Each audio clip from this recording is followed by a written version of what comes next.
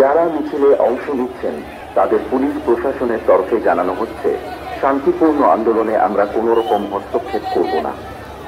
একই সঙ্গে অনুরোধ করছি, আইন মেনে মিছিল করুন। রাজ্য সরকারের সচিবালয় নবান্ন এবং তার সংলগ্ন এলাকায় ভারতীয় নাগরিক সুরক্ষা সংহিতার 163 ধারা জারি থাকে। এই ধারা অনুযায়ী সংশ্লিষ্ট এলাকায় 5 বা তার চেয়ে বেশি মানুষের একত্রে জমায়েত আইনত নিষিদ্ধ। এই বিষয়টি মাথায় রাখুন, আইন নিজের হাতে তুলে নেবেন না। আবার জানাচ্ছি, শান্তিপূর্ণ এবং আইনসিদ্ধ আন্দোলনে পুলিশ প্রশাসন কোনো হস্তক্ষেপ করবে না। যারা মিছিলে অংশ নিচ্ছেন তাদের পুলিশ প্রশাসনের তরফে জানানো হচ্ছে, শান্তিপূর্ণ আন্দোলনে আমরা কোনো রকম হস্তক্ষেপ করব না। একই সঙ্গে অনুরোধ করছি, আইন মেনে মিছিল করুন। রাজ্য সরকারের সচিবালয় নবান্ন এবং তার সংলগ্ন এলাকায় ভারতীয় নাগরিক সুরক্ষা সংহিতার 163 ধারা জারি থাকে। এই ধারা অনুযায়ী সংশ্লিষ্ট এলাকায় 5 বা তার চেয়ে বেশি মানুষের একত্রে জমা। যারা মিছিলে অংশ নিচ্ছেন তাদের পুলিশ প্রশাসনের তরফে জানানো হচ্ছে, শান্তিপূর্ণ আন্দোলনে আমরা কোনো রকম হস্তক্ষেপ করব না।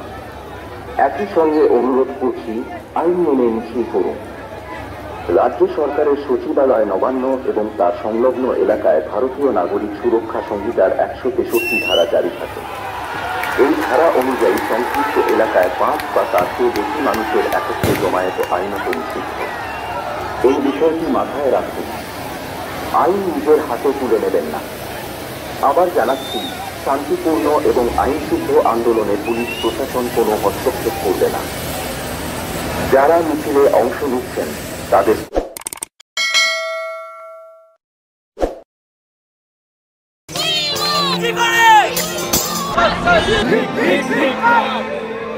আরজিকর কাণ্ডে দেশ জুড়ে বিচারের দাবি, শতপ্রণোদিত পদক্ষেপ সুপ্রিম কোর্টে। বিচার মিলবে কোন পথে?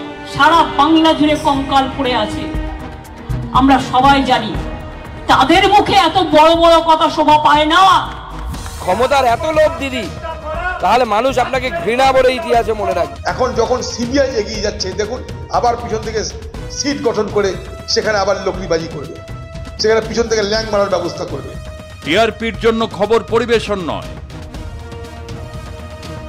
ন্যায়ের প্রশ্নে খবরের সত্যাসত্য যাচাই। আমাদের আওয়াজ সত্যের সাথে। দেখতে থাকুন আর প্লাস নিউজ, সবার আগে সবার পাশে।